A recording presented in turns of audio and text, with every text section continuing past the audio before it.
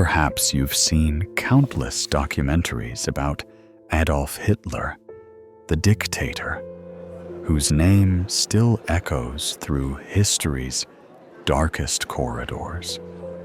But before he became the architect of destruction, he was something else entirely. Was he born evil, or carefully shaped by hunger, humiliation, and hate? Tonight, we return to the beginning, to Vienna's cold streets, where a penniless boy learned to worship power, to the trenches of war, where death became his teacher, ruled the world. But how the world built Hitler. So close your eyes, breathe slowly, and let history whisper its secret as we enter the sleep story. Hitler, the secret rise of a monster.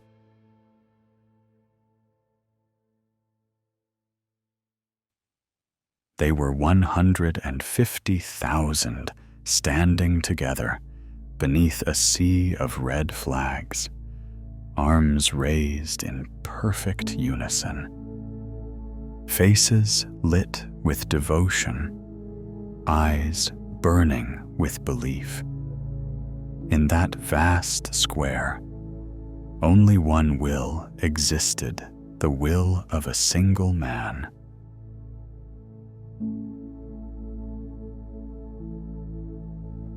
That man was Adolf Hitler, a name carved into the darkest chapters of the 20th century. For over a decade, he turned humiliation into obsession, and obsession into power, through words that inflamed despair. He lifted a broken nation to its feet, only to march it toward destruction.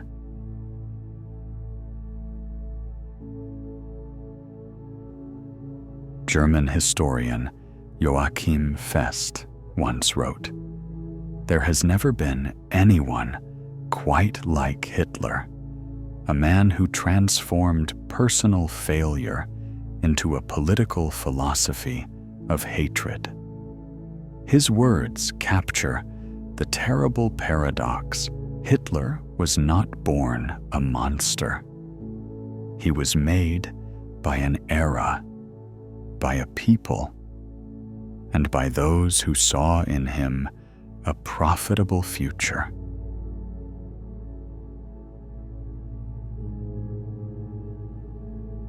"70 years after his death, his shadow still stretches across history. How did an art school reject become the architect of global war? How did a nation of thinkers and craftsmen surrender its conscience to one voice?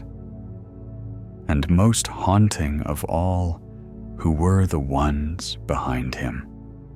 The invisible butchers, men in fine suits and laboratories, who turned ideology into industry and mass murder into a business model.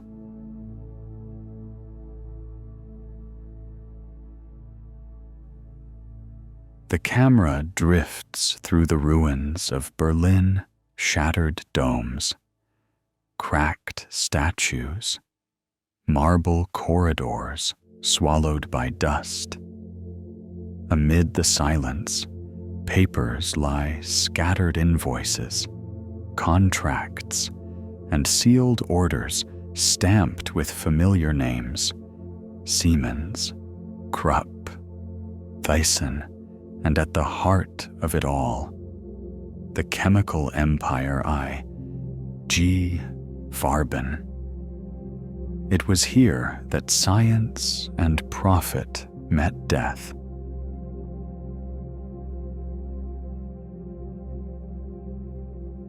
This is not a story about how one man rose to power.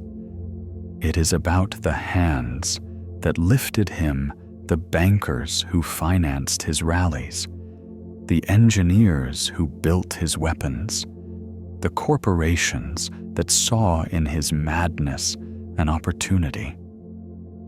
It is a story of moral collapse disguised as progress, of ambition that forgot the cost of a human life.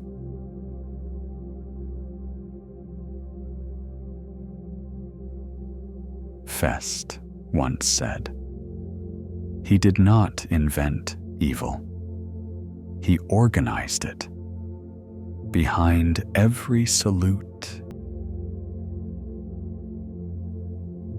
And so we begin, not with the shouts of the crowd, but with the silence that followed, the silence of those who looked away, the silence of those who said, "I was only doing my job."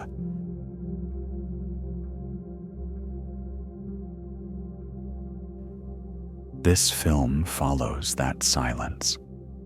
It follows the trail from a young man's humiliation in Vienna to the factories of Auschwitz, from the ashes of war to the boardrooms that survived it.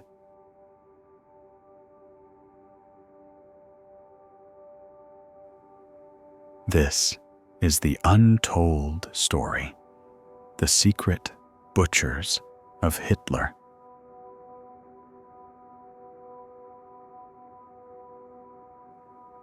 Who were they? The question waits in the darkness, and the truth, as always, begins where the noise ends.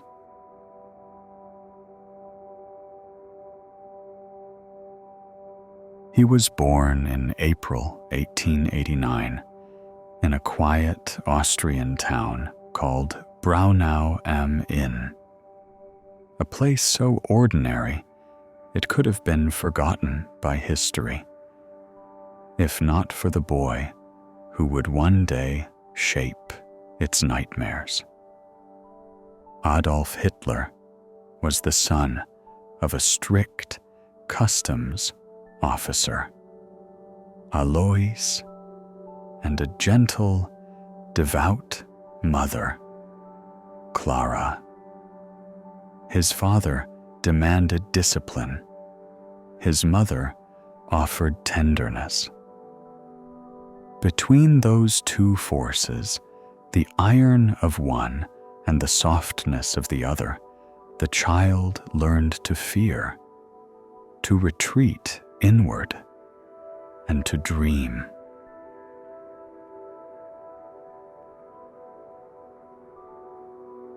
In the small provincial school of Linz, young Adolf was neither brilliant nor hopeless.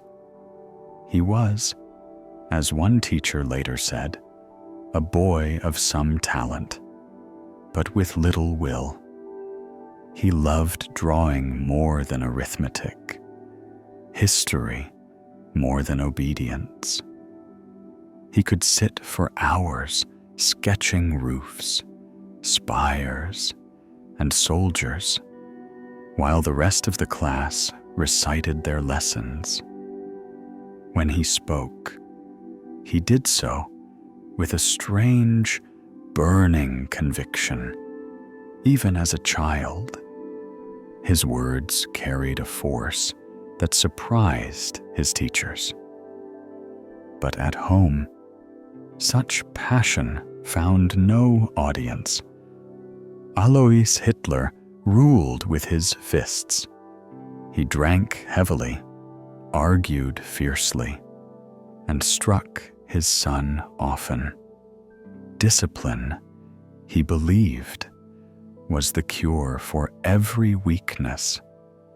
The boy, resentful and humiliated, began to harden. Each beating taught him the same lesson that power was the only thing that could not be mocked.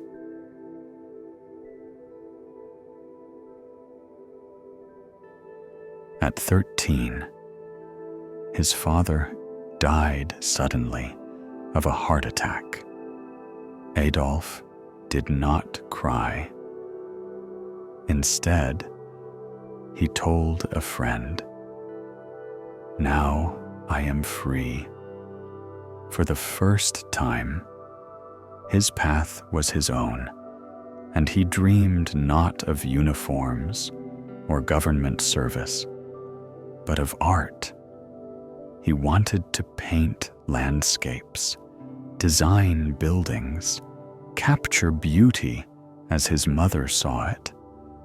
When she fell ill with cancer, he cared for her tenderly, even mixing her medicines by hand. Her death in 1907 shattered what little light remained in his world. Months later, with a small inheritance and a portfolio of sketches, he left Linz behind and boarded a train for Vienna, the city he believed would crown his destiny.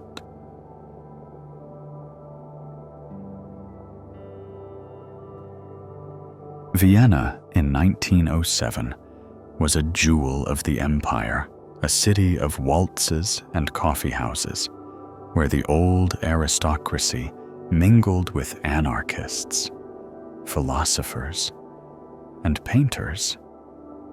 It was, as one historian described, the nerve center of modern Europe and of its contradictions. Here, young Hitler walked beneath grand facades he longed to design himself. He visited museums, studied the works of masters, and filled his sketchbooks with facades and domes. When he applied to the Academy of Fine Arts, he was certain of acceptance. "I will pass," he told a friend, "because I must."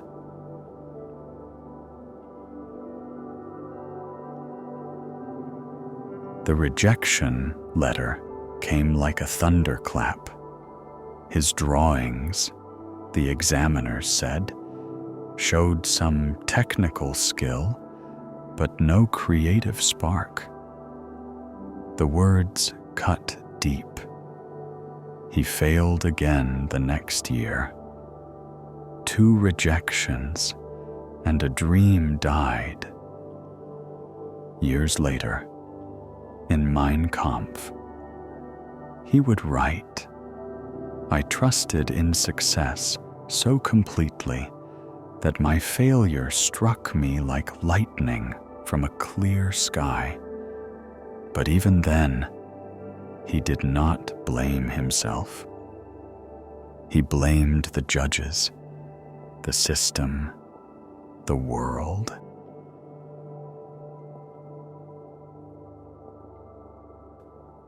Without family, money, or purpose, Hitler drifted. He rented a cheap room, then lost it. He sold watercolor postcards to tourists for coins, slept on park benches, and lived in shelters among beggars and outcasts.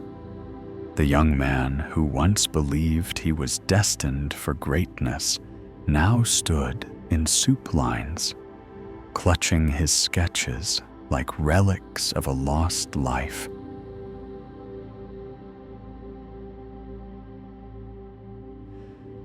It was during these cold years, amid hunger and humiliation, that bitterness took root. He devoured newspapers, searching for someone to blame. In Vienna, resentment was in the air. The city was divided by class, religion, and race. In the cafes where intellectuals debated art and politics, other men whispered of conspiracies and purity. Among the loudest voices were those of the anti-Semitic press. One of them, Deutsches Volksblatt, proclaimed daily that the Jewish element is a harmful foreign body that must be removed if the state and people are to remain healthy. The words repeated like poison. Hitler, hungry and angry, began to believe them.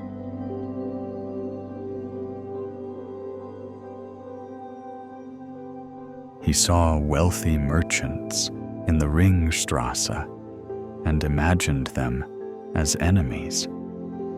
He noticed Jewish names on law offices and theaters and called it proof. Soon, every failure, his poverty, his rejection, his loneliness had a face. It was in Vienna, writes historian Brigitte Hamann, author of Hitler's Vienna, that Hitler learned the most dangerous lesson of his life, that resentment could become a world view.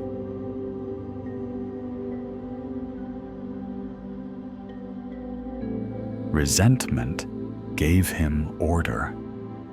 It told him that his suffering had meaning. If others were to blame, he was innocent. If they were enemies, he was chosen. In the dim light of the men's dormitory, he began to lecture other vagrants on the decline of the empire, the corruption of politics, the contamination of blood. Those who heard him remembered the strange power of his voice, not educated, but fierce, almost hypnotic. It was as if failure itself had found a language.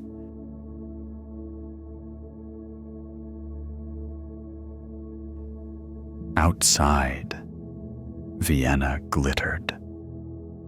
The operas played.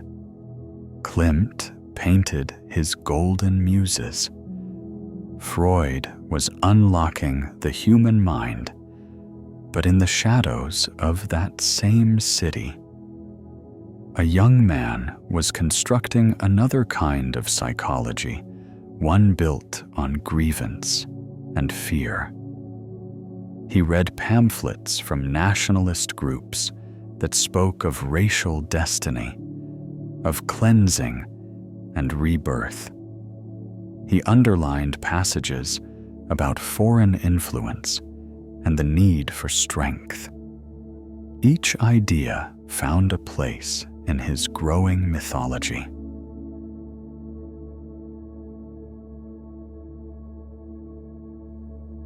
In the winter of 1912, the city froze. Hitler walked the streets in a threadbare coat, watching carriages roll past the homeless. The grandeur that had once inspired him now mocked him. He was convinced that life had cheated him, that unseen forces had closed every door. There is no injustice, he would later write, only weakness.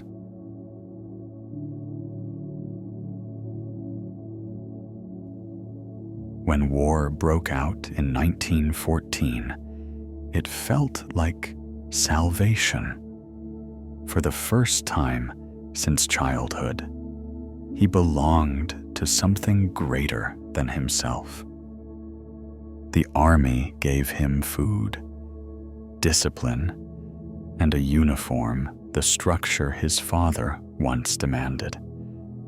But the real foundation had already been laid. In the filth of the trenches, the hatred that began in Vienna hardened into belief.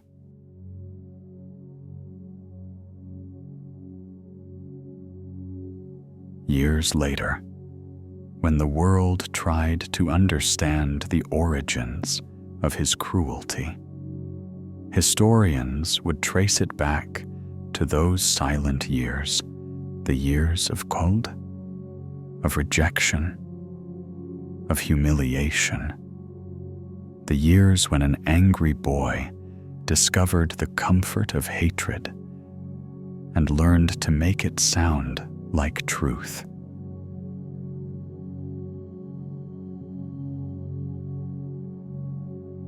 In the words of Brigitte Hamann, Vienna did not make Hitler a monster overnight.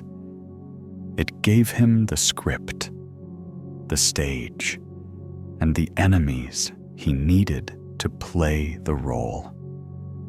And when the curtain finally rose, the world unknowing, unguarded, watched him perform.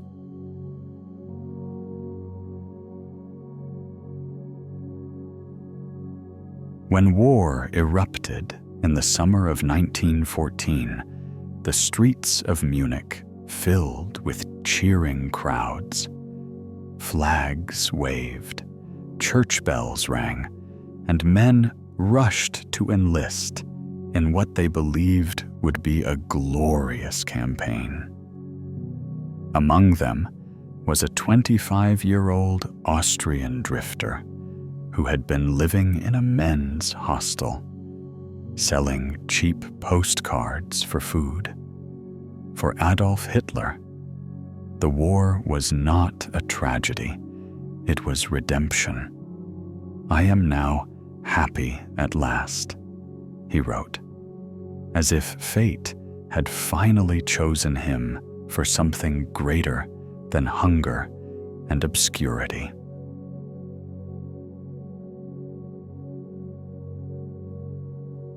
He volunteered for the German army, not Austria's, which he despised because he saw Germany as the true embodiment of the German soul.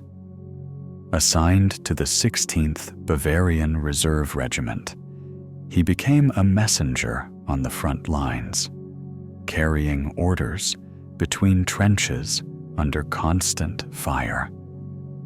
It was dangerous, thankless work, but Hitler excelled. He was disciplined, obedient, tireless, everything his teachers once said he was not. The mud, the cold, the explosions that tore men apart, these were not horrors to him. They were a crucible. For the first time in his life, he belonged.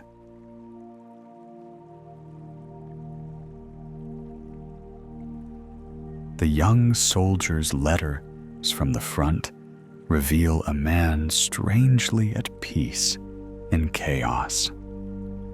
"War," he wrote, "is the greatest of all experiences. It gives meaning to the empty." He slept among corpses and rats, yet felt a sense of purpose that Vienna had denied him. When he was wounded by gas and temporarily blinded in 1918, the news of Germany's surrender struck harder than the battlefield itself. It was as if everything had collapsed inside me, he would later recall.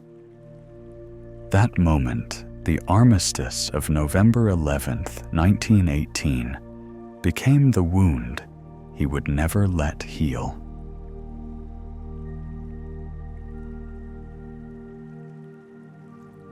Historian Ian Kershaw observed, "The war did not corrupt Hitler.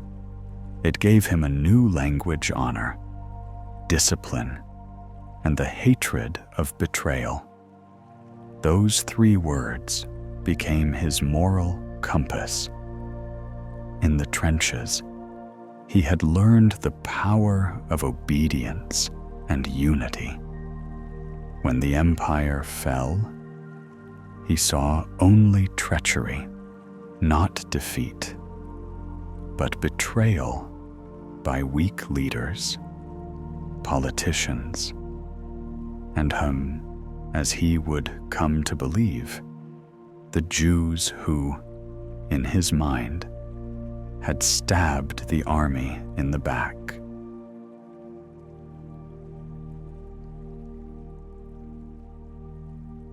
The myth of betrayal spread quickly through post-war Germany, feeding resentment and despair. The nation was humiliated, burdened by reparations, torn apart by revolution. Soldiers returned home to find chaos and poverty, their medals meaningless. Amid that bitterness, the demobilized corporal drifted again, but this time he carried with him the discipline of a soldier and the fury of a true believer.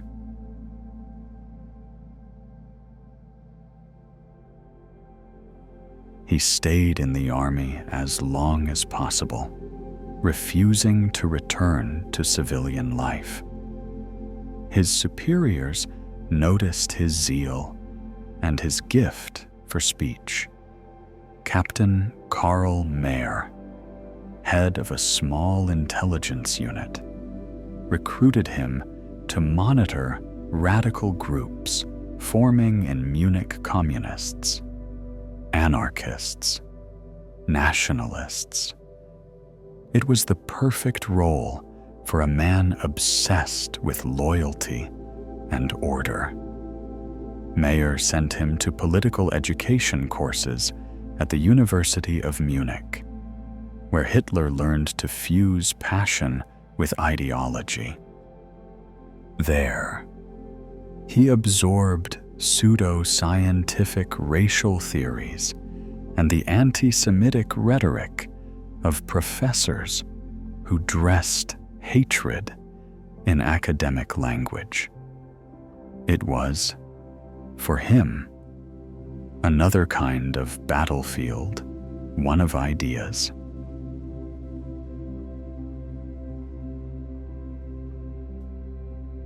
In September 1919, while serving as a spy for the army, he attended a small meeting of the German Workers' Party DAP.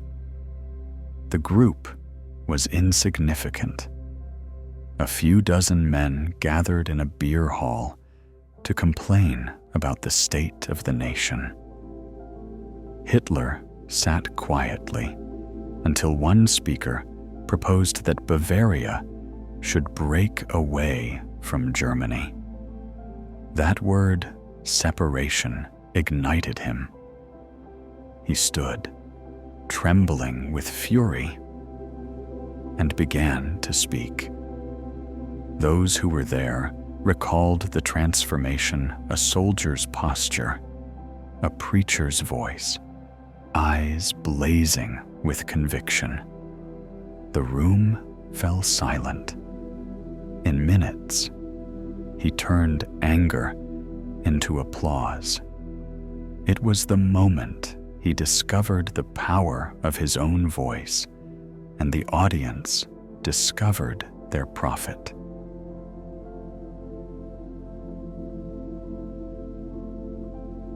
Mayer, impressed, kept him close. He assigned him to write reports on the Jewish question. One of those reports, dated September 16, 1919, would become the earliest known document of Hitler's ideology. It was a 4-page letter addressed to a fellow soldier named Adolf Gemlich. In it, Hitler described Jews not as a religious group, but as a parasitic race. The Jew, he wrote, is a tuberculosis of the peoples, a racial tuberculosis that must be eradicated. He argued that the only solution was not tolerance, but the systematic and legal elimination of the rights of the Jews. It was, in essence, the blueprint for the final solution, written 20 years before Auschwitz.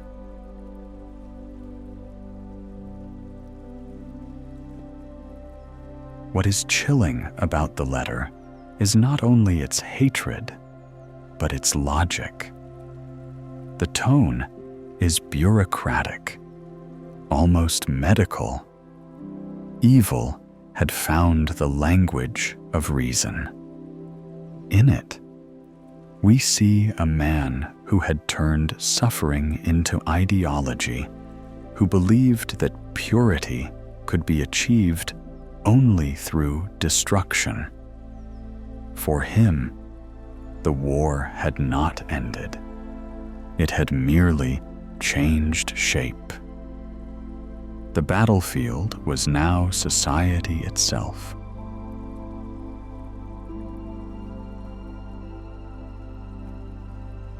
By 1920, the army dismissed him, but by then, he no longer needed it. The German Workers' Party had become his new regiment. He joined as member number 55, soon transforming it into the National Socialist German Workers' Party, the Nazi Party. The soldier had become a teacher, and his lesson was simple. Germany had been betrayed, and salvation lay in unity under his vision.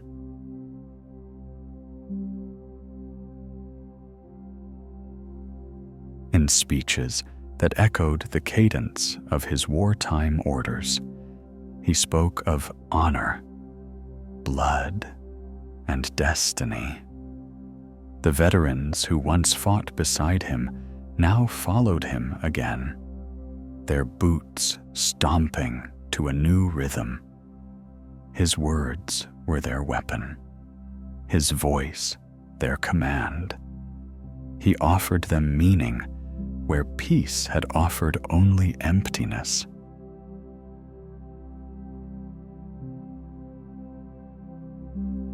The world would later call him a monster, but in these years, he was something more ordinary, a man who found purpose in obedience, identity in hatred, and power in words.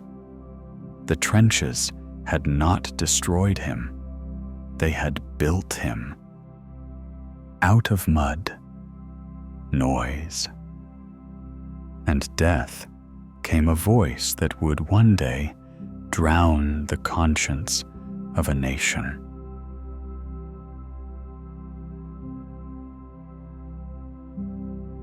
As Kershaw wrote, in the crucible of war, Hitler learned not compassion, but the intoxication of unity, the thrill of command, the myth of purity, and the belief that fate had spared him for a reason. That belief, once ignited, would burn across decades and continents, consuming millions in its flame.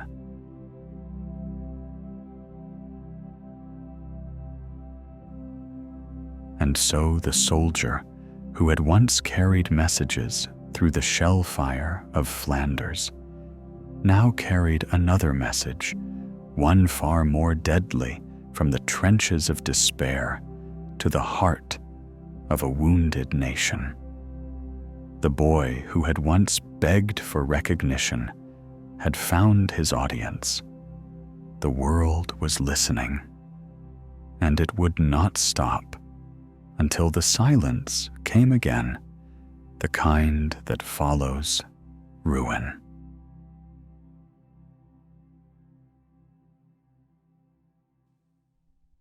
It was the evening of September 12th, 1909, inside a dimly lit beer hall in Munich.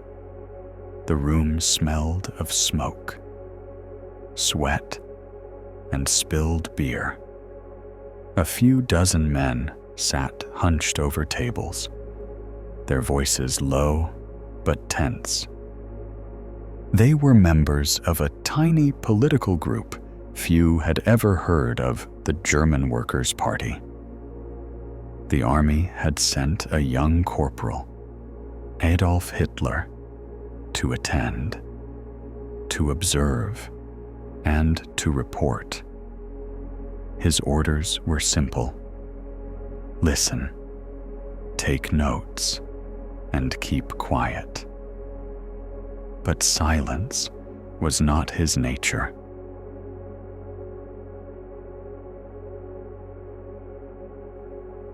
One of the speakers proposed that Bavaria should break away from Germany and become independent.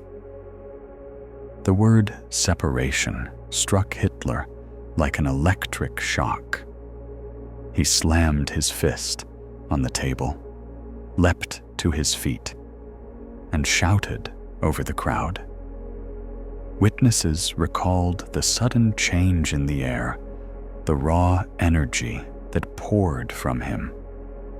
His voice was sharp, cutting, filled with anger and conviction. He climbed onto a table, his small frame rigid with fury, and began to speak as if his life depended on every word. The audience froze. Even those who disagreed could not look away. The power of his voice, urgent, trembling, almost prophetic, held them captive.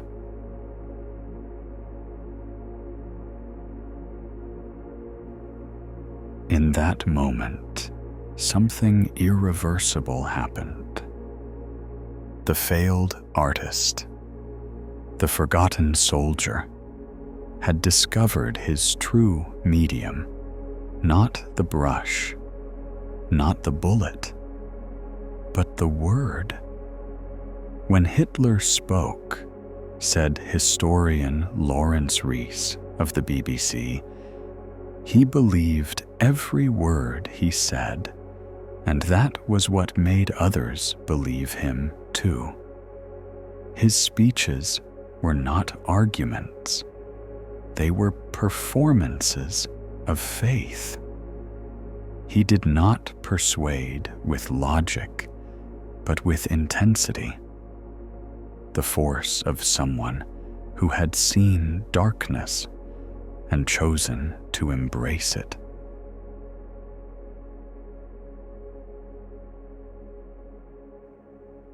The small crowd erupted in applause. Anton Drexler, founder of the party, rushed to congratulate him and invited him to join. Hitler hesitated for only a moment before agreeing. Within days, he was member number 55. Within months, he was its star. What had begun as a mission of observation had become the first step in a transformation that would change the world.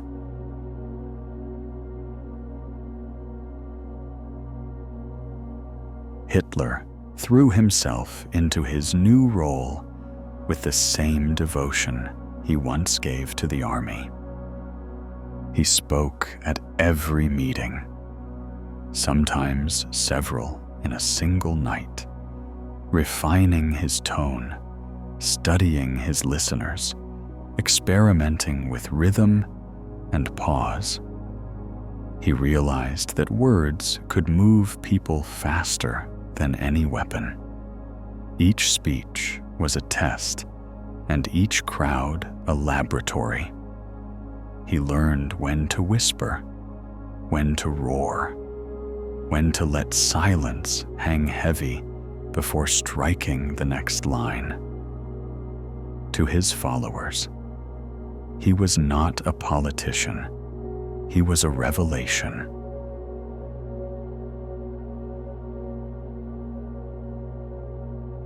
Heinrich Hoffmann, a photographer and early member of the Nazi Party, remembered the first time he saw Hitler speak. The air seemed to crackle around him. Hoffmann later recalled, his eyes were fixed on the audience as though he were staring into their souls. He didn't simply talk, he attacked. Hoffmann soon became Hitler's personal photographer, documenting every rally, every pose. It was Hoffmann who noticed that Hitler's power on stage came not only from his words, but from his body, the way he moved, gestured, stood. Together, they began to shape an image that would define the dictator's mythology.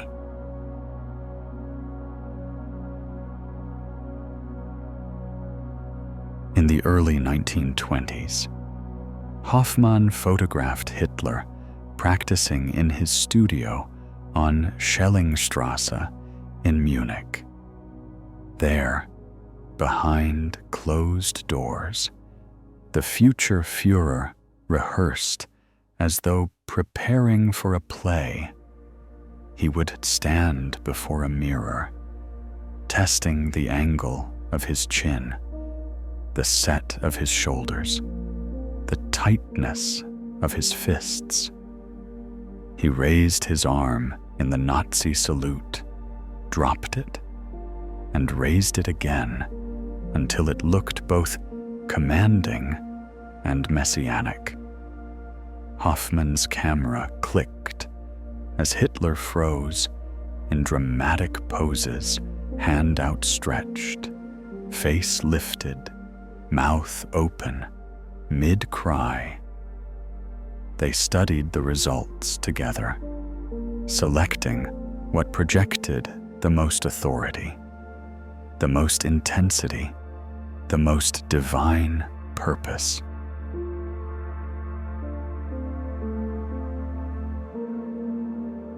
People must remember me, Hitler said. They must feel me before they understand me. His gestures became deliberate, almost ritualistic. The clenched fist symbolized strength, the open hand, mercy, the upward gaze, destiny. When he spoke, his movements were not random, they were choreography. He had turned politics into theater, and himself into its leading actor.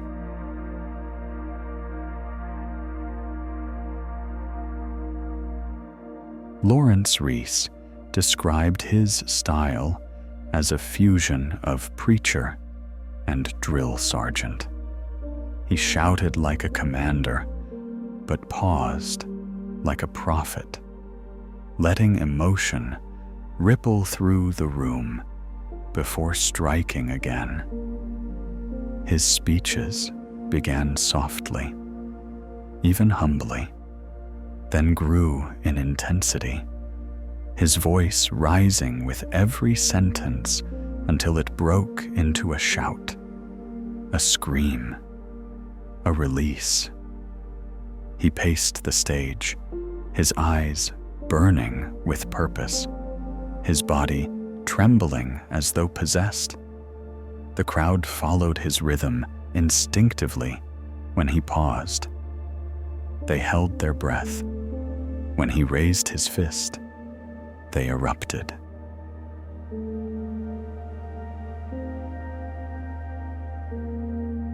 By 1921, Hitler's performances were drawing thousands. He rented large beer halls and filled them beyond capacity. People came not only to hear him, but to experience him. He spoke of humiliation, of betrayal, of rebirth. He promised to restore Germany's pride, to purify its blood, to avenge its shame. To the unemployed worker, he offered dignity. To the embittered veteran, vengeance. To the fearful middle class, order. His voice reached into the wounds of post-war Germany and gave them a name.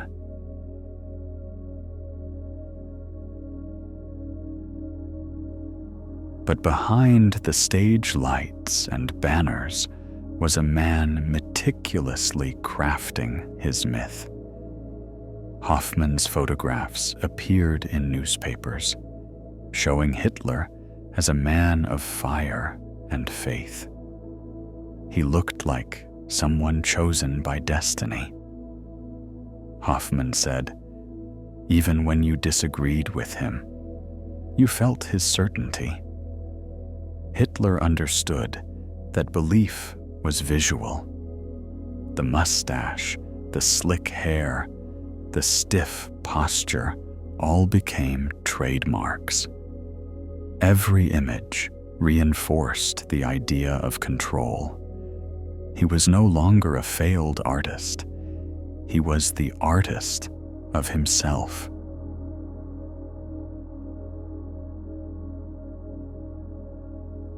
In public, he was ferocious. In private, he was calculating.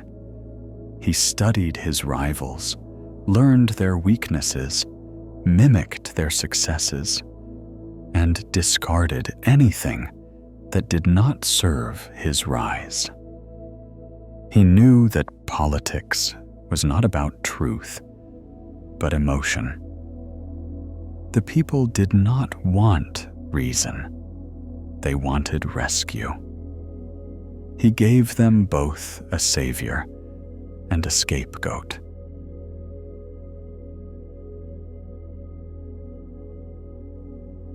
One evening, Hoffmann asked him if he ever tired of performing.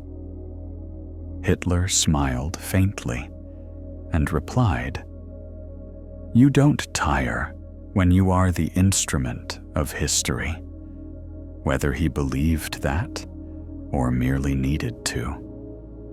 No one could say. But the conviction in his voice was unshakable.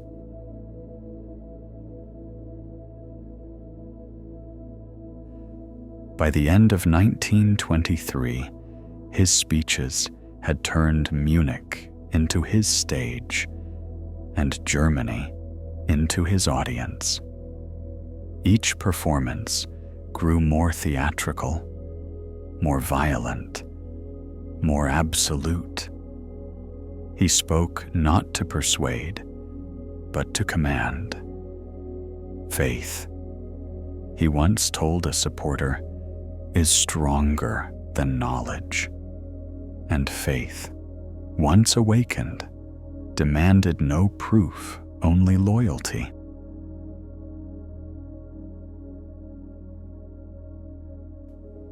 What began as a single outburst in a smoky beer hall had become a movement born not from ideas, but from emotion.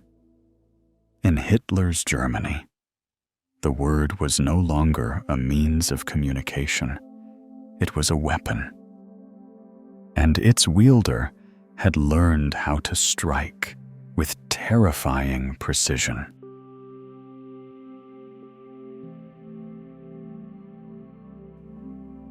As Lawrence Rees concluded, he spoke not to the crowd, but through it. The people became an echo of his own madness, and Heinrich Hoffmann, the man who captured his gestures through a lens, would later confess, when he looked into the mirror, he was rehearsing for the world. On the night of November 8, 1923, the city of Munich was restless. Inside the Burgerbräukeller beer hall, more than 3,000 people gathered to hear Gustav von Kahr, the Bavarian state commissioner, speak about restoring stability to Germany. Outside, a storm of anger was brewing. The streets were thick with uniforms, brown shirts of the SA, black boots stomping in rhythm. At their center marched Adolf Hitler, pistol in hand, eyes gleaming with the conviction of a man who believed destiny was finally calling his name.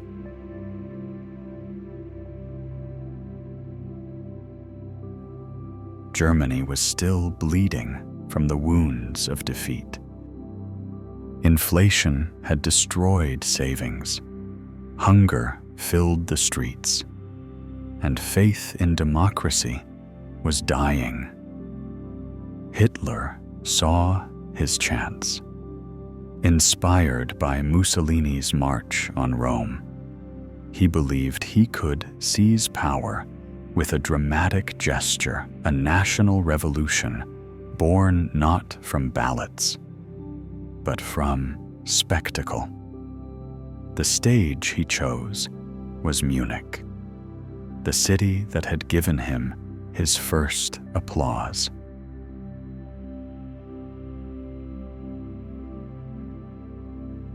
At 8:30 that evening, he and his men burst into the beer hall. Shots fired into the ceiling. Panic spread. Hitler climbed onto a chair, waving his revolver. "The national revolution has begun," he shouted. The crowd froze. Soldiers surrounded the exits. Von Kahr and other officials were dragged to a side room where Hitler, trembling but certain, demanded their support. "Either you are with us," he warned, "or you are against the new Germany."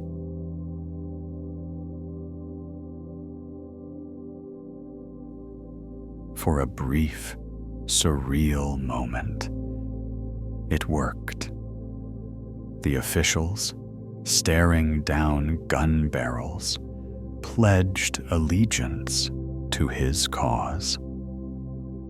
Outside, SA troops occupied government buildings.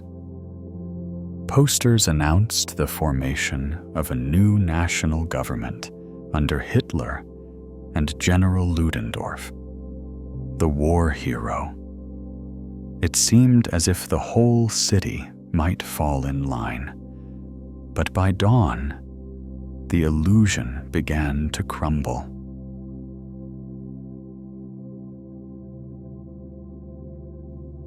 The army did not join him. The police remained loyal to the Republic. By the next morning, von Kahr and the others had escaped and denounced the coup. Munich awoke not to revolution, but to chaos. Hitler, realizing the failure, decided to gamble one last time. On November 9th, he gathered about 2,000 followers and marched toward the city center. They carried rifles, banners, and blind faith. Hitler walked at the front, arm locked with Ludendorff, convinced that courage alone could bend history.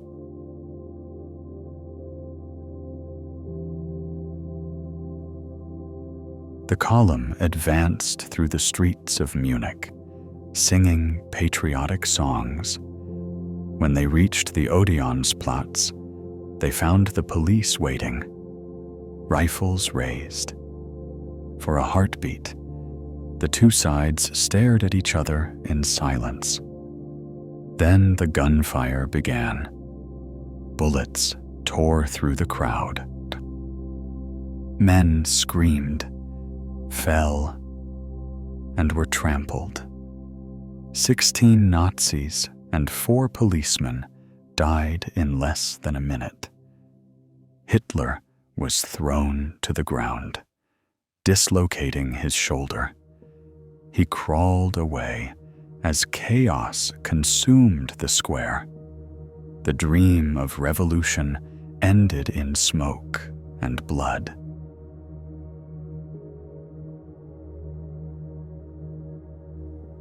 He fled to a friend's house on the outskirts of Munich, where he contemplated suicide. "Everything is lost," he murmured. But fate intervened again. On November 11th, he was arrested. The newspapers mocked him. The so-called beer hall putsch became a national joke. Yet for Hitler, it was not an end. It was, as historian Alan Bullock later wrote, his political baptism by fire.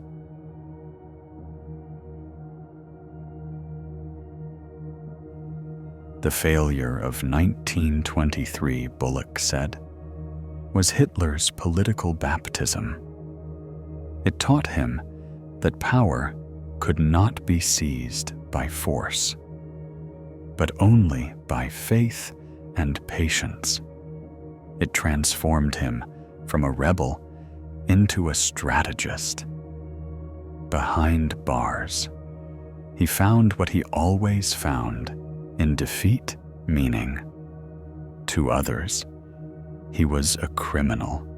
To himself, he was a martyr.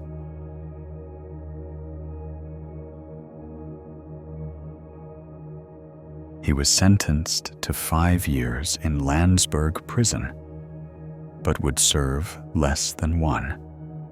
The cell was clean, almost comfortable, with windows overlooking the countryside. Guards treated him as a celebrity. Supporters sent flowers and letters. Every morning, he walked the courtyard reciting speeches under his breath, as if still addressing invisible crowds. Every evening, he wrote. The words poured out of him like a confession and a prophecy. Those pages would become Mein Kampf.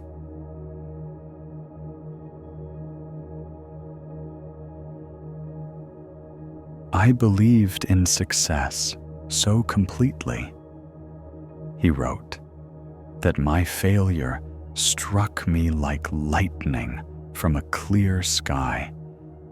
The sentence, part lament, part revelation, became the foundation of his myth. He recast the failed coup not as folly, but as sacrifice, a rehearsal for destiny. One must fall, he wrote, before one learns to rise. He blamed others for betrayal, as always the government, the weak, the Jews, but not himself. In his mind, Failure was never proof of error, only of a world not yet ready for him.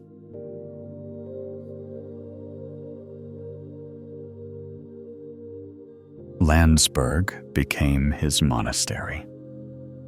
He dictated his thoughts to Rudolf Hess, pacing the floor like a general planning his next campaign. In those pages, Hitler transformed personal rage into ideology. He wrote of race and purity, of struggle and will. He turned hatred into doctrine and doctrine into destiny. Germany's defeat, he claimed, was not military, it was racial. Salvation lay not in democracy, but in unity under a single, infallible leader, himself.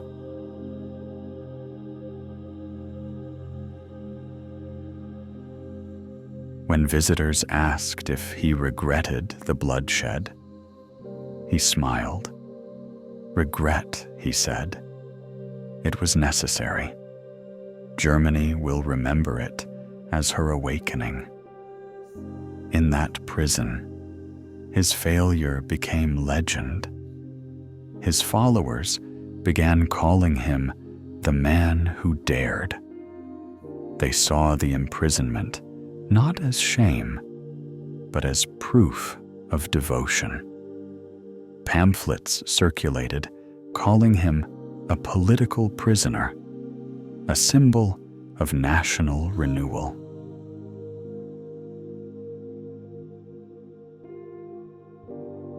When he was released on December 20th, 1924, he walked out of Landsberg with a manuscript under his arm and a plan in his mind. He had learned his lesson. He would no longer storm power. He would seduce it. The ballot, he told Hess, will bring what the bullet could not. He would build his movement legally, infiltrate institutions, and wait until the nation itself begged for his rule.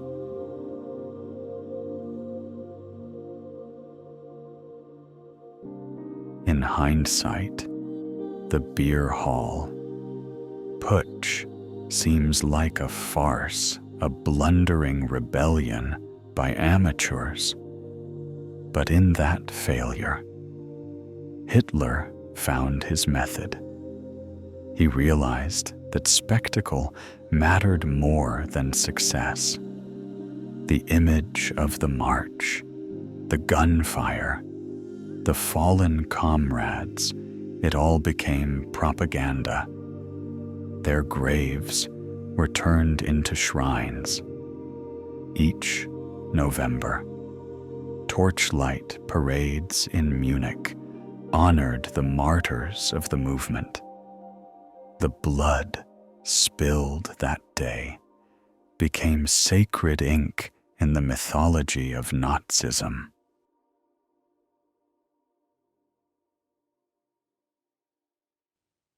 The true revolution, he later said, is not made in the streets, but in the hearts of men.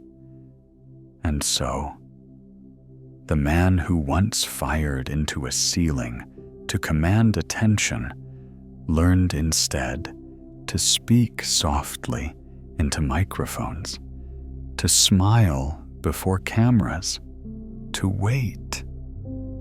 Landsberg had taught him patience, and patience would prove deadlier than any bullet.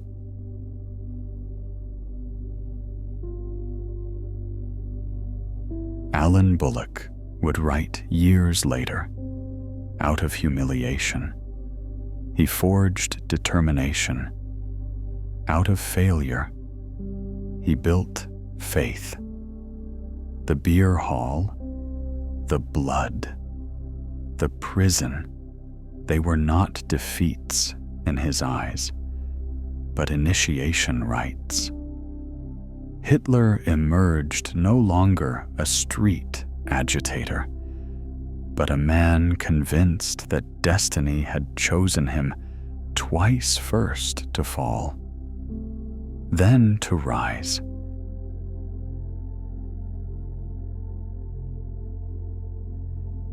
And when he rose again, the world would not laugh. It would listen, and then it would burn.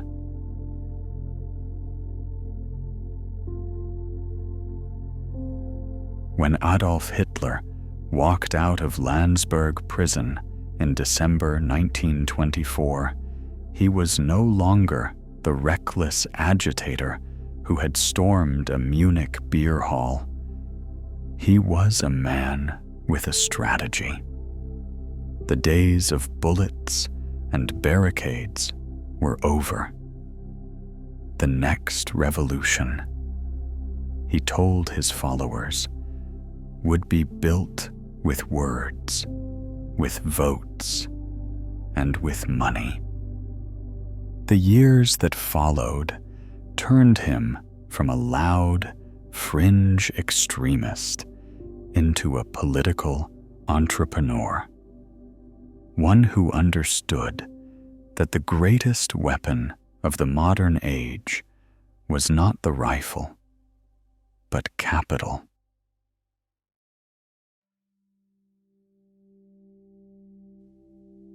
Germany, in the late 1920s, was a nation balancing between despair and desire. The wounds of war were still raw, but beneath the pain was a hunger for recovery. Factories hummed again, steelworks glowed, and tycoons reclaimed their fortunes. Yet the fragility of that prosperity made them anxious.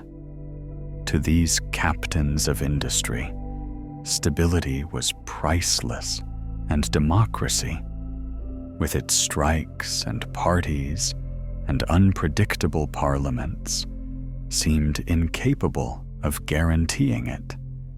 What they wanted was order. What Hitler offered was order wrapped in fire.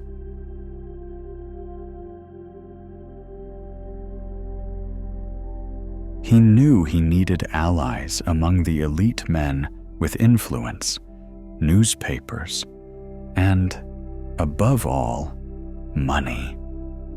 He could inspire crowds, but banners and leaflets did not print themselves.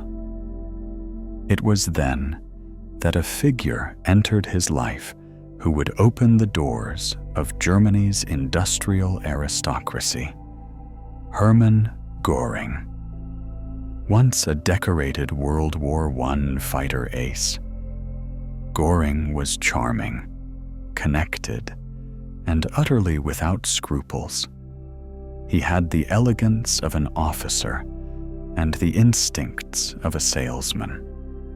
Hitler gave him a mission: win over the men who controlled Germany's steel, coal, and chemicals.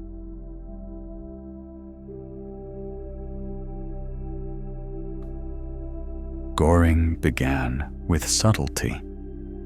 He dined with executives, visited country estates, spoke the language of profit and productivity. He assured them that the Nazis were not radicals, but patriots, that they despised communism as much as any industrialist did. He promised tax relief, contracts, and protection from unions. His pitch was simple: support us now, and we will rebuild Germany together.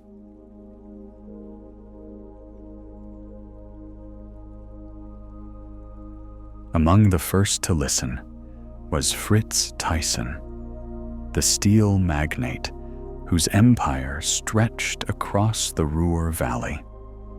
Thyssen had inherited vast wealth and carried a deep sense of national pride. He despised the chaos of Weimar politics and feared that socialism would devour his industry. When Göring approached him, Thyssen hesitated.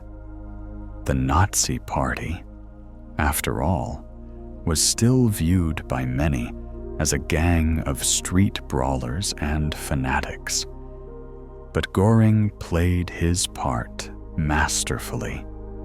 He arrived in a gleaming Mercedes, dressed immaculately, with the confidence of a man who represented the future.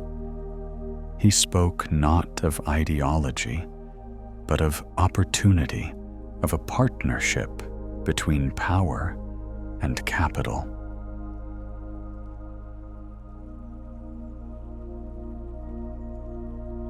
Thyssen later recalled that meeting at Nuremberg after the war. On the witness stand, his voice trembled. "I only thought I was saving Germany," he said. He wasn't lying, not to himself. In 1927, he opened his checkbook to the Nazi cause, funding the purchase of their first official headquarters, the Braun House in Munich. What had once been a small party meeting in beer halls now had a marble staircase and a brass plaque. The image of respectability was priceless, and Hitler never forgot who paid for it.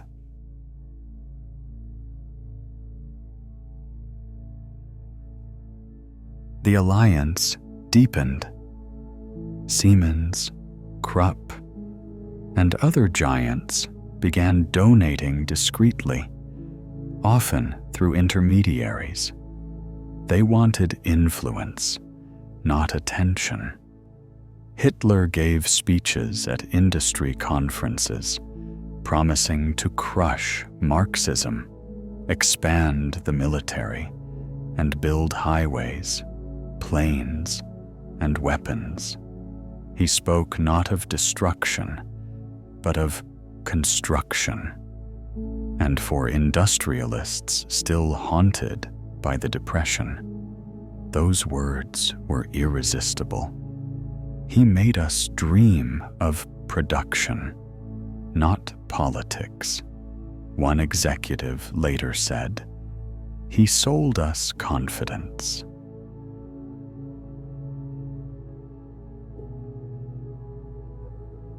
By the early 1930s, as the Great Depression tore through Germany, unemployment soared and desperation returned.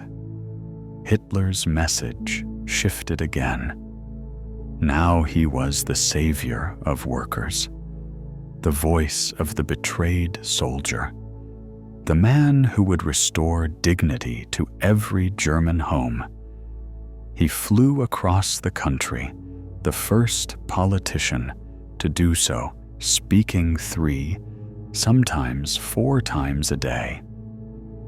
Airplanes and rallies cost millions, and behind every banner, behind every broadcast, stood the silent money of the industrial elite.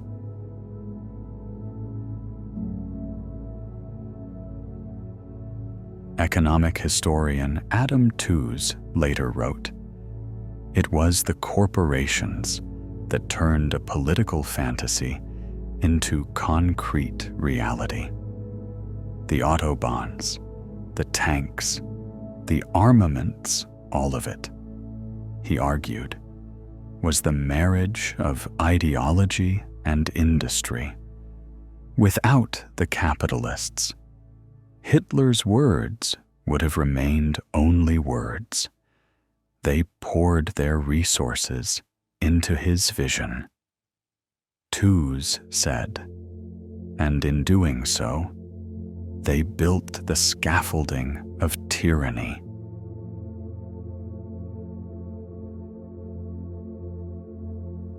Hitler knew how to flatter his financiers. At banquets, he would raise a glass to their patriotism, thanking them for believing in the new Germany. In private, he despised them, calling them money worshippers and useful tools. But he understood their psychology perfectly. To men like Thyssen or Gustav Krupp, profit was its own morality. The factories they built were, in their minds, engines of progress, not death. And when the orders began to flow again, government contracts for steel, concrete, and chemicals, they told themselves they were helping their nation recover.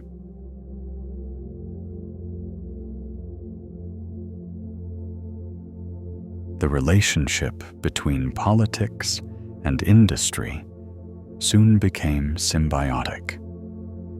I.G. Farben, the chemical conglomerate, was the perfect example. Its executives saw the Nazi rise not as a threat, but as an opportunity.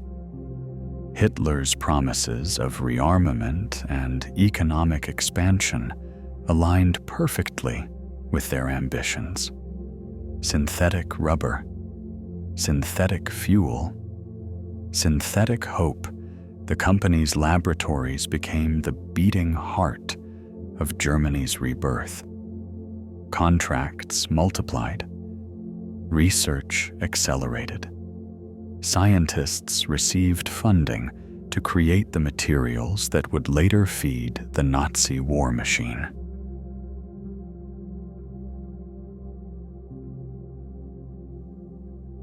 In 1932, when Hitler's electoral campaign reached its peak, I.G. Farben's representatives attended discreet meetings with party officials. They offered not only money, but credibility. Their support convinced other companies that the Nazis were no longer a mob, but a movement. They gave Hitler legitimacy. Twos wrote, "They clothed fanaticism in the suit of industry."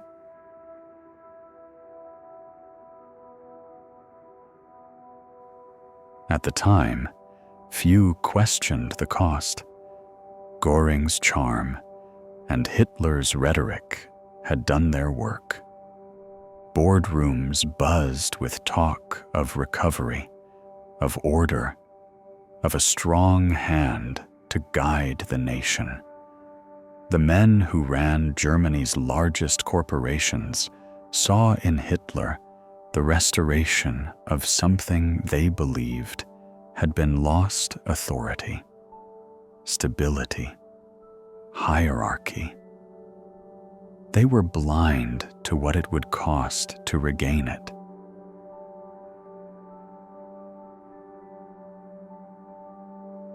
Fritz Thyssen was not blind.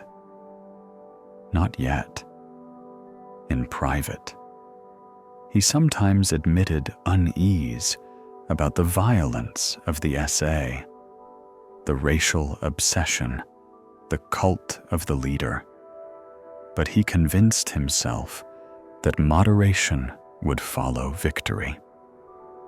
Once in power, he told a colleague, they will become more reasonable. It was a calculation repeated by countless others, and it was catastrophically wrong.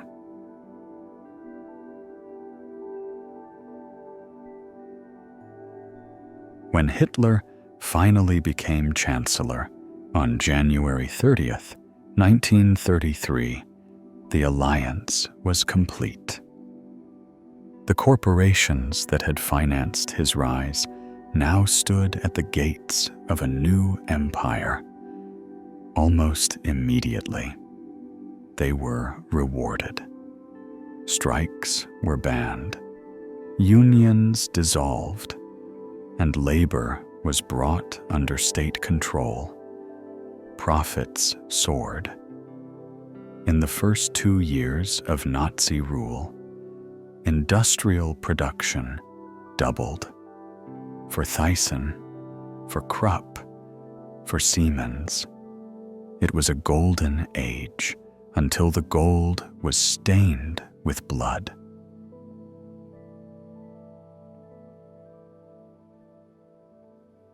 At Nuremberg, 2 decades later, the industrialists would stand accused alongside the generals and the bureaucrats. They would protest their innocence, insisting they had not known what their money built. Fritz Thyssen, his voice aged and broken, told the tribunal, "I only thought I was saving Germany." Behind him, the images of the camps flickered on the courtroom screen. The factories he had financed now stood beside the furnaces of Auschwitz.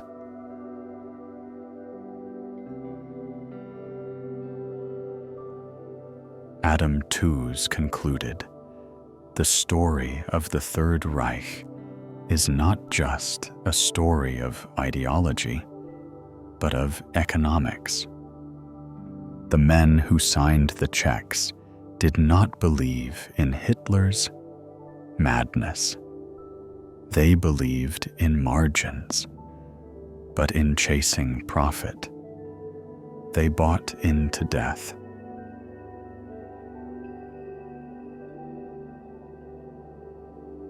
In hindsight, the pact between business and dictatorship seems inevitable, a convergence of fear and greed.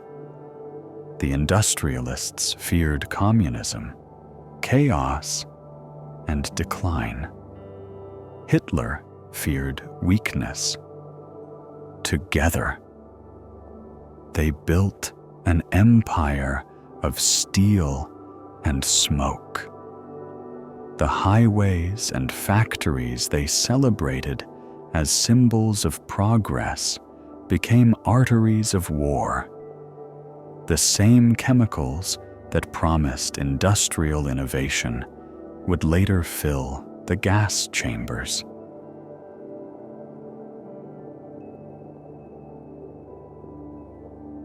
It began with a handshake, Göring's charm, Thyssen's pen, Hitler's smile. It ended with fire. The empire of capital had found its Caesar, and the price of prosperity was measured not in mark, but in millions of lives.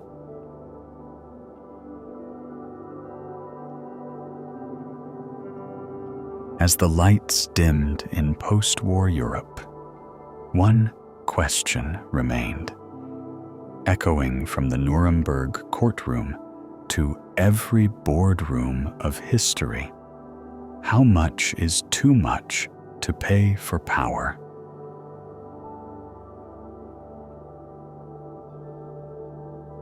The year was 1929, and the roar of industry that had carried Germany through its fragile recovery suddenly fell silent. Factories closed, banks collapsed, and unemployment rose to over 6 million. Men who once built machines now wandered the streets with empty pockets and hollow eyes. Mothers lined up for bread. Children scavenged for coal dust. The mark that once bought a meal now bought nothing. Hope, already fragile, shattered like glass. The Great Depression had arrived, and with it came a darkness deeper than defeat, a spiritual collapse.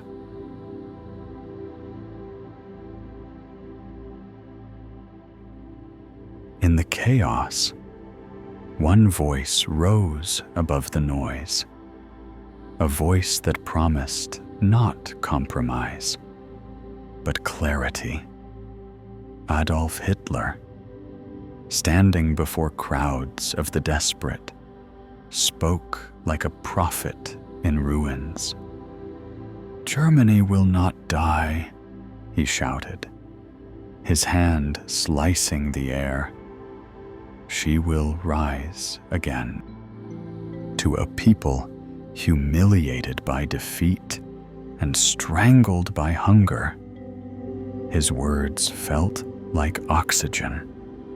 The rage that had been directionless now had a target. The fear that had been silent now had a language.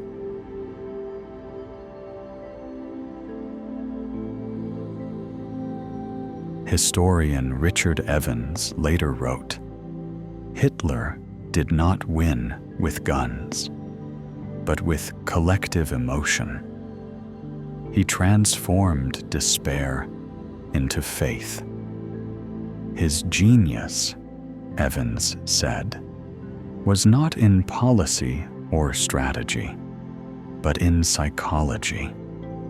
He understood that nations, like individuals, could be seduced. He offered redemption through belonging, through unity, purity, and vengeance."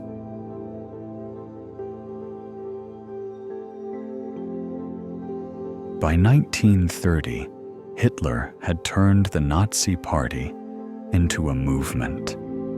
He mastered the new tools of modern politics, spectacle, sound, and image, no longer confined to smoky beer halls. He now spoke in sports arenas, lit by torches and banners that stretched to the ceiling. The rallies were choreographed like religious ceremonies, thousands standing in perfect lines, drums beating, spotlights sweeping across faces like divine light. At the center of it all was Hitler, motionless at first, then rising, speaking slowly, building rhythm until his voice became thunder.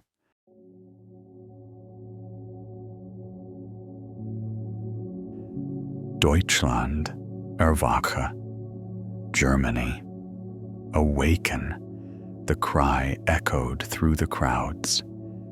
Each time he spoke the words, the audience roared them back, as if awakening themselves from a long sleep.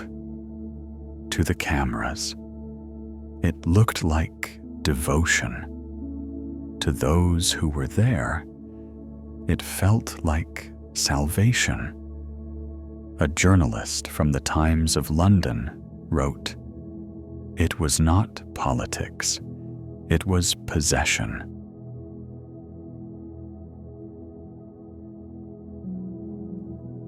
The 1930 elections shocked the establishment.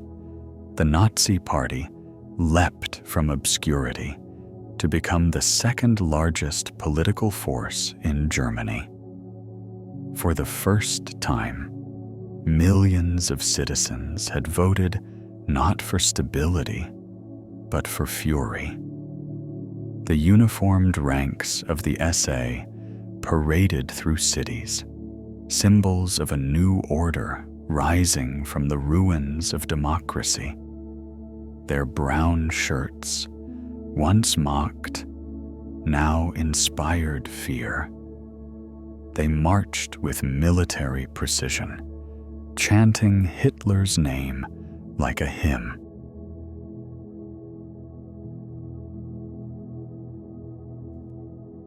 Behind the scenes, propaganda chief Joseph Goebbels turned words into weapons. His posters showed Hitler's face illuminated like a messiah, eyes lifted to an unseen horizon. The slogan beneath read, Ein Volk, ein Reich, ein Führer, one people, one empire, one leader. The message was simple, primal, and irresistible. Hitler was no longer a politician. He was destiny given human form.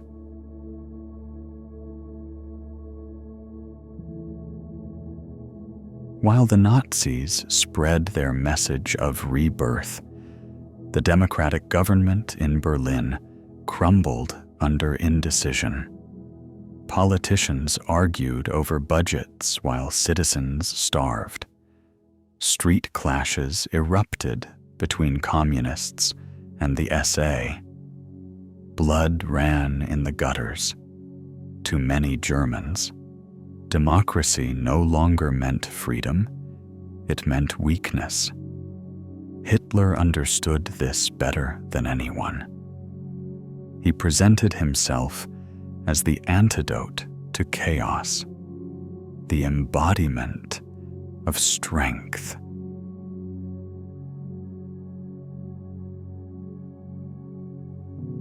In 1932, he campaigned for the presidency against Paul von Hindenburg, the aging war hero. Hitler lost the election, but he had captured something far more powerful than office. He had captured the imagination of a nation. Millions filled the streets to greet him as his black motorcade passed. His airplane, emblazoned with swastikas, became a symbol of modern power. He was the first politician in history to use flight as propaganda, soaring above the suffering masses like a messiah descending from the clouds.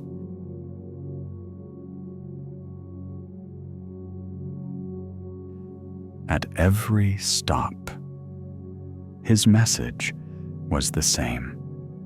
I am your voice. I am your will. He never spoke of policy, only of destiny. He promised to end hunger, restore jobs, and destroy the enemies within. The people did not question who those enemies were. They already knew he had taught them.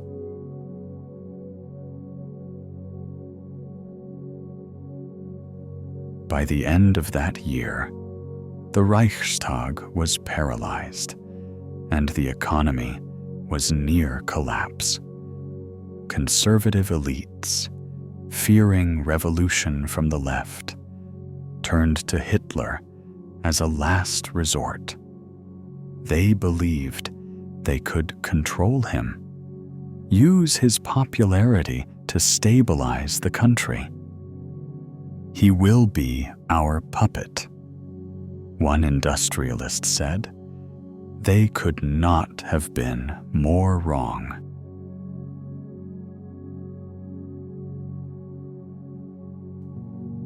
On January 30th, 1933, Adolf Hitler was appointed Chancellor of Germany. Outside the chancellery, a sea of torches illuminated the night. Crowds chanted his name as church bells rang across Berlin. Inside, the man who had once slept on park benches stood by the window, watching history bend to his will. "It is like a dream," he whispered to Goebbels. But for millions, the nightmare was only beginning.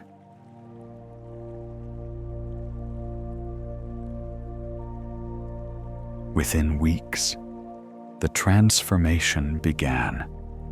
The Reichstag fire in February gave Hitler the pretext he needed to crush civil liberties. He blamed the communists, declared a state of emergency, and began arresting opponents by the thousands. Newspapers were silenced. Judges, police, and soldiers swore personal loyalty to him. The parliament that once resisted now bowed. Democracy, exhausted and betrayed, voted itself out of existence.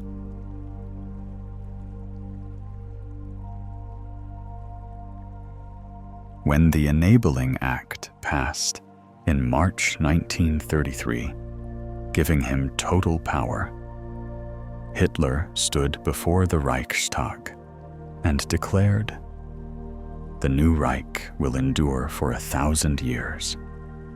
Members of the Nazi Party rose in unison, saluting.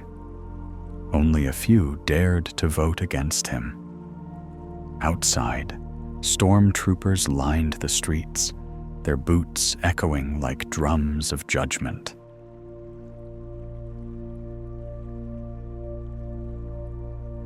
The rallies grew even larger. Footage from the 1933 Nuremberg rally shows rivers of people flooding the field, banners fluttering like blood-red wings. The camera pans upward to reveal Hitler on a platform, framed by towering flags and spotlights that pierced the sky. The choreography was perfection. Each movement, each word, was calculated to create awe. The crowd's chant, "Sieg Heil, Sieg Heil," rose like a wave, rhythmic, endless.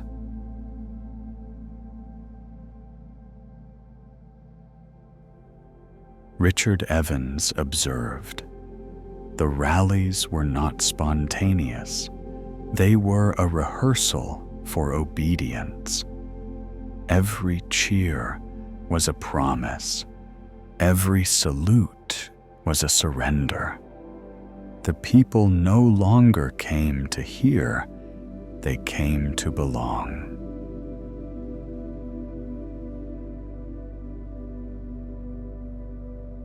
The economic revival that followed seemed to confirm his promise.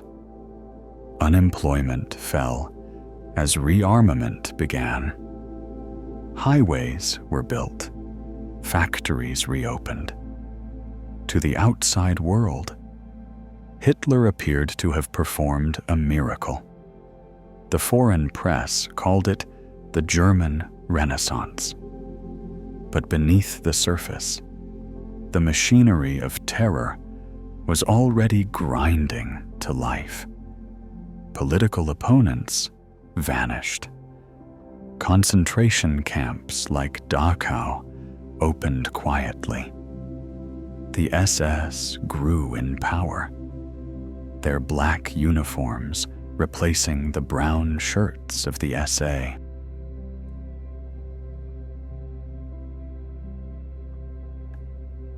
By 1934, there was only one obstacle left the rival factions within his own movement: The night of the long knives erased them in blood. In a single weekend, Hitler's command eliminated hundreds of men he no longer trusted. He emerged from the purge unchallenged, his image burnished by propaganda as the man who had saved the nation from chaos.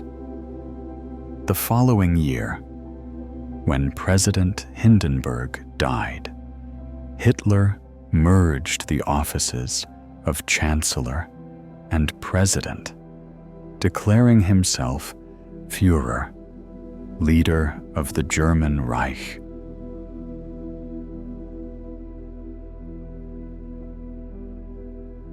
The dream he had spoken of in prison was now reality. The failed artist, the outcast soldier, had become the absolute ruler of 70 million souls. No parliament, no press, no conscience could stop him. The nation that had once mocked him now adored him. Children sang songs in his name. Couples exchanged vows beneath his portrait. The collective emotion Richard Evans described had become the foundation of tyranny.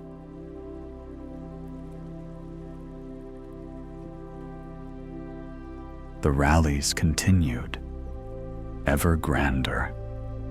Deutschland erwache Germany. Awaken still thundered across the stadiums, but now it was no longer an awakening. It was hypnosis. The country had risen. Yes, but not into light. It had risen into the shadow of its own reflection. And at the center of that darkness stood one man, basking in the glow of torches that would soon set the world on fire.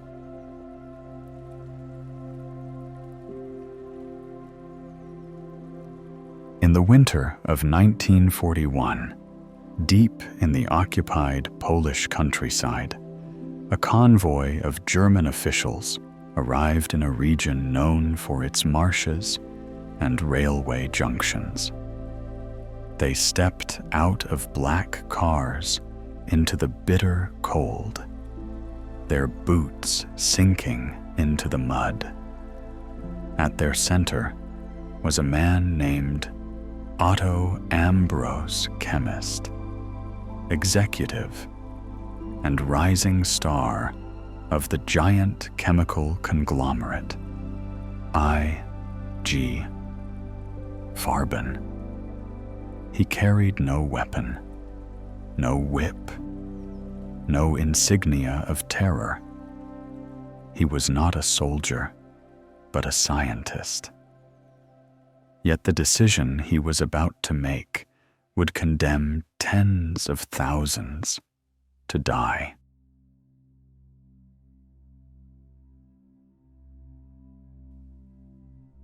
Ambros had been tasked with finding a site for a massive new factory to produce synthetic rubber buna as part of Germany's war economy.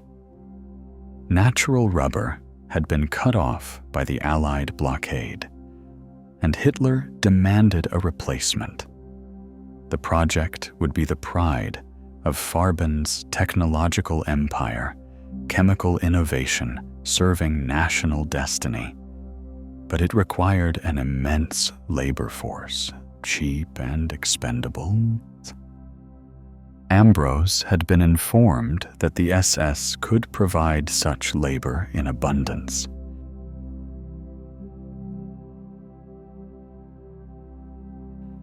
As the group surveyed the flat, frozen fields, Ambros noticed a small Polish town in the distance, a railway hub with easy access to coal, water, and transport. Its name was Auschwitz. The Germans called it Auschwitz. The SS had already begun building a camp there to hold political prisoners.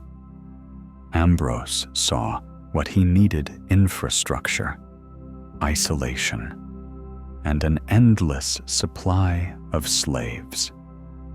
Turning to his colleagues, he said simply, "This is the perfect location."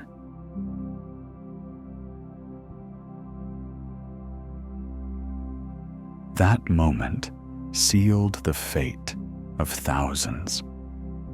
Within months, I.G.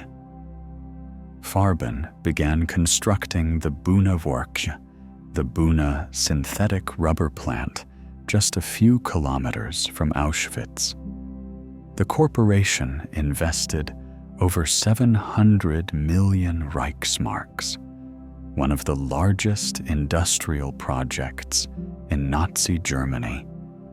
Officially, it was a triumph of German engineering. Unofficially, it was a death sentence for those forced to build it.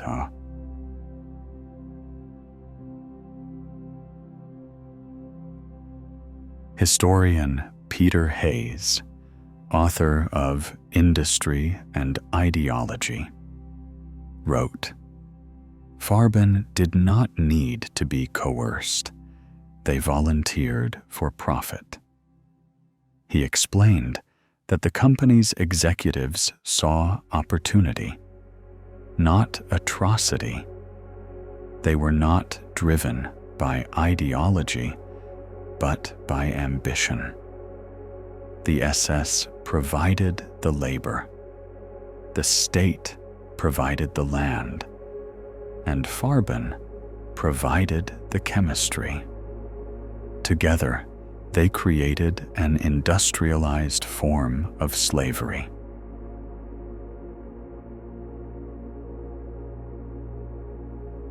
The plant covered over 25 square kilometers, a city of pipes, furnaces, and rail lines.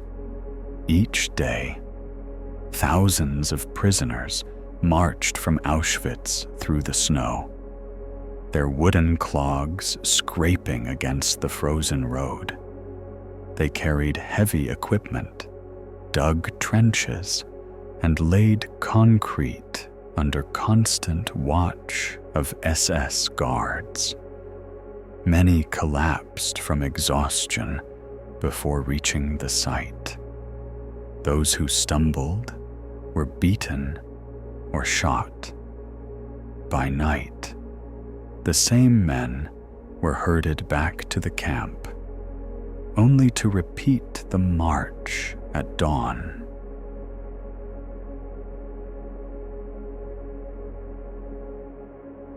Charles Parent, a French resistance fighter captured in 1943 and sent to Auschwitz III Monowitz, the subcamp built to serve. Farben recalled in a 1995 interview, "They told us none of us would walk out alive, and we believed them." He described the daily routine as a war of attrition. You worked until you dropped. If you fell, they took your number, and by the next morning, someone else was wearing it. Parent survived 2 years at the camp. Most did not.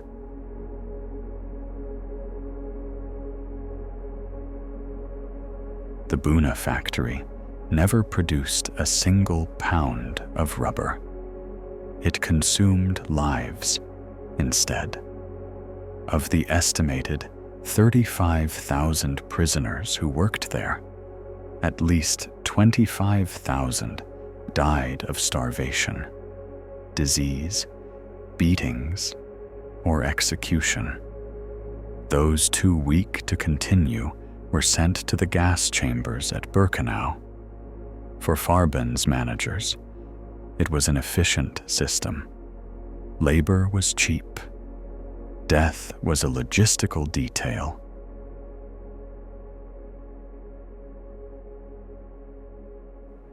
Inside corporate offices in Frankfurt and Berlin, reports arrived daily.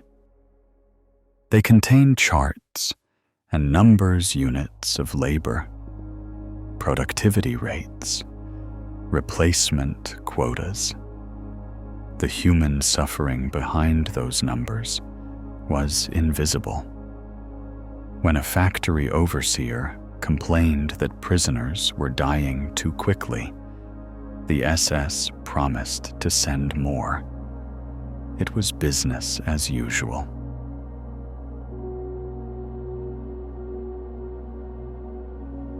Farben's executives visited often. Otto Ambros, always polite, inspected the site in a leather coat and polished boots.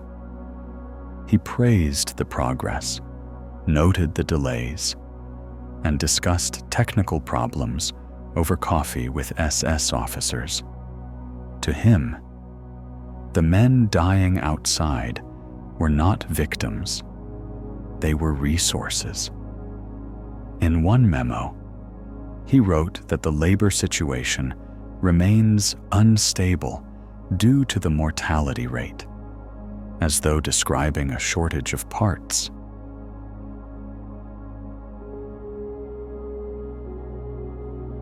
Peter Hayes summarized it starkly. Farben's genius was not in chemistry, it was in moral rationalization. They convinced themselves that efficiency excused everything.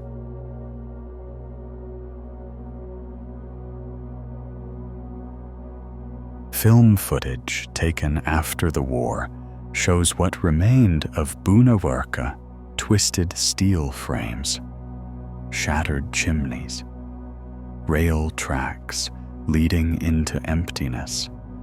Smoke still lingered in the ruins, mingling with the memory of what had been burned there. Through the haze, the barbed wire of Auschwitz stands visible in the distance, a cruel symmetry between industry and extermination.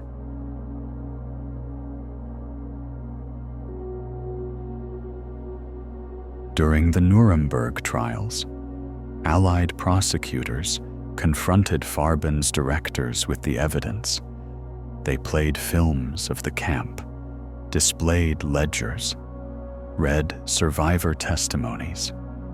One by one, the men denied knowledge.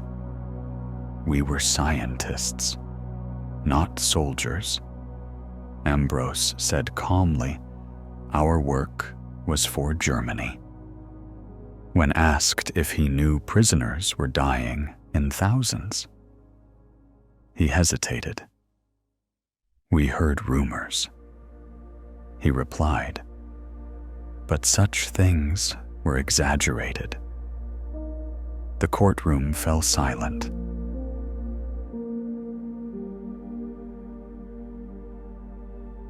Charles Parent, who testified at the same tribunal, stared across the room at Ambros.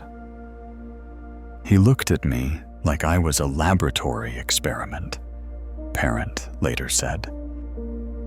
To him, I had never been human. When asked what he remembered most about Auschwitz III, he answered, the smell. It was everywhere, burnt rubber, burnt flesh. You couldn't tell the difference.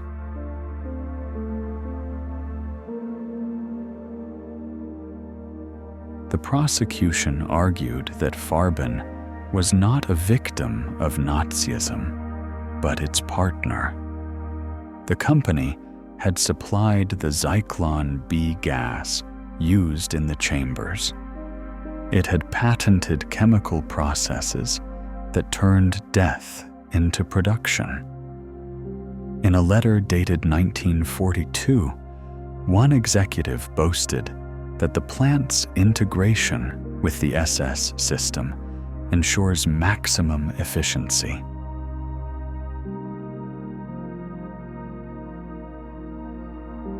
Even among Nazis, Farben's relationship with the regime was unique. It was not fanaticism that drove them, but profit. Hitler's war provided contracts. Himmler's SS provided slaves. Farben's laboratories provided legitimacy. Together, they built what historians later called the most efficient murder machine in history.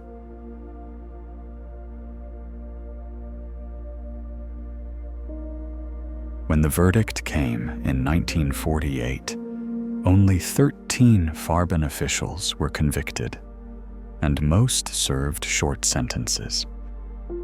Otto Ambros received 8 years for enslavement and mass murder, but was released after 3. Within months, he was hired by American companies eager to exploit his scientific knowledge. Justice, it seemed, had its price.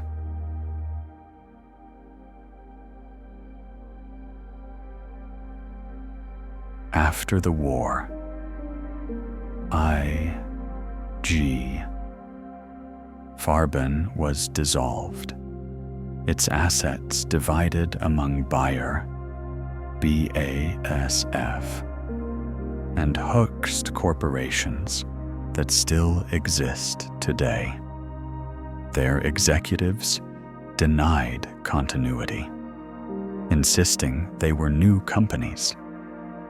Yet the factories, patents, and profits remained the same.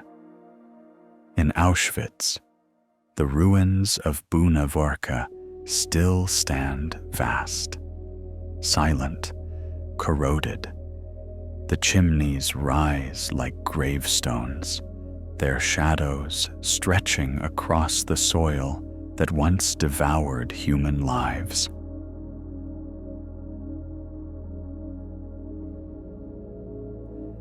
Peter Hayes reflected on this legacy, the story of I.G. Farben forces us to confront a truth that is more terrifying than evil itself, the banality of ambition. These were not monsters. They were managers.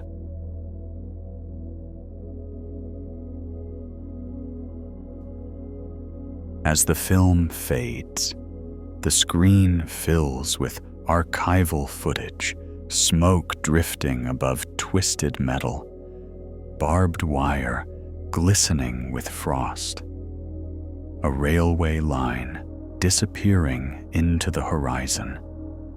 The camera lingers on the sign Auschwitz der Monowitz. The wind hums through the ruins where once stood furnaces of progress. Somewhere in that silence, the echoes remain of boots on gravel, of engines humming, of voices whispering that no one would ever walk out alive.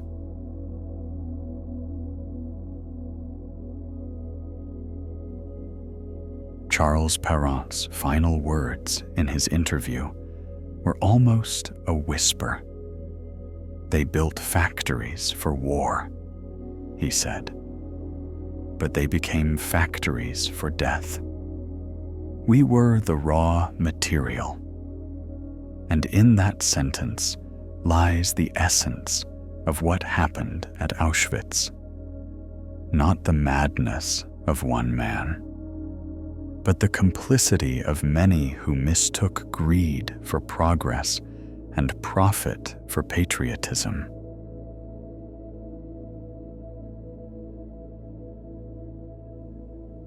The smoke has cleared. The companies have prospered, and the world has moved on. But beneath the ruins of Bühnewerke, beneath the rusted pipes and broken bricks, lies a warning, written in silence, that the line between civilization and savagery can be drawn not by soldiers, but by men in suits, signing contracts in polished boardrooms. Nuremberg, 1946. The war was over.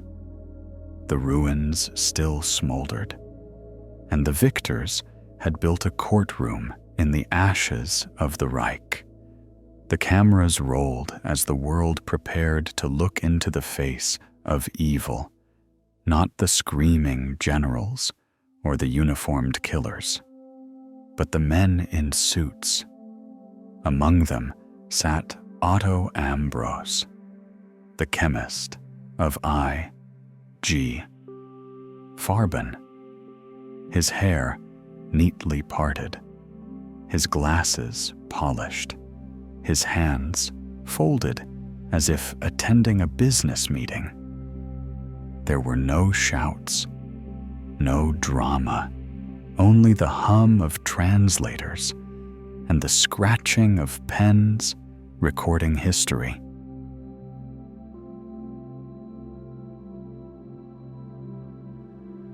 The tribunal was unlike anything seen before. The defendants were not soldiers, but executives, scientists, bankers, industrialists. They had not fired bullets. They had built systems. They spoke not of ideology, but of contracts, balance sheets, efficiency. Yet behind every number in their ledgers were bodies. Behind every signature, a death.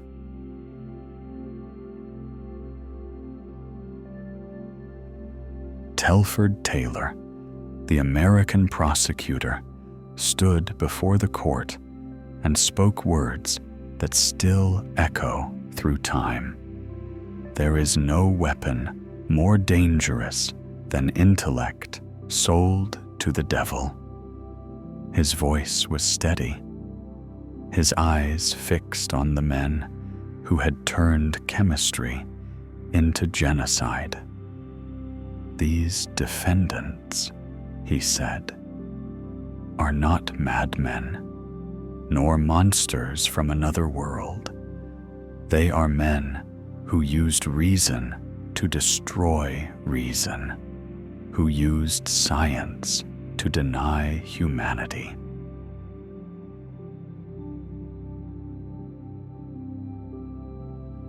The footage from that trial still chills the soul. Ambros sits impassive as the film reels play behind him, images of Auschwitz, of the Bühne plant, of corpses piled like broken machinery. His expression does not change. When asked if he regrets his actions, he replies softly, "I did what was necessary for the survival of Germany." Around him, the courtroom remains silent. The banality of the answer is more terrifying than rage.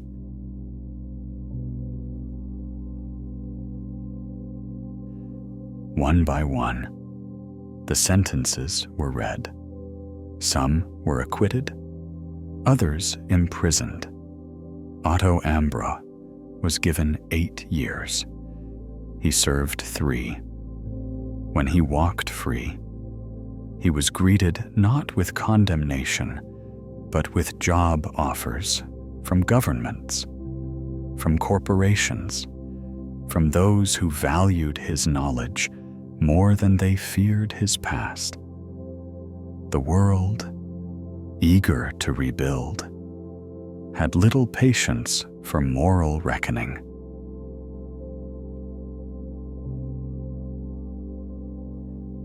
The legacy of I.G. Farben did not end in that courtroom. Its fragments, Bayer, BASF, Hoechst, rose from the rubble, rebranded and reborn. They manufactured medicine, plastics, and dyes, not gas or rubber.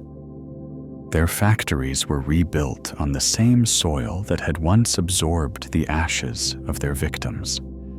Progress continued. The profits returned, and history turned the page. But some pages can never be erased.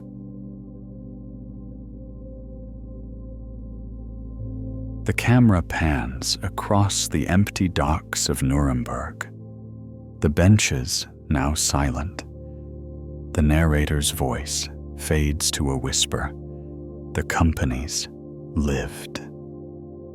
The people died, and the memory remains.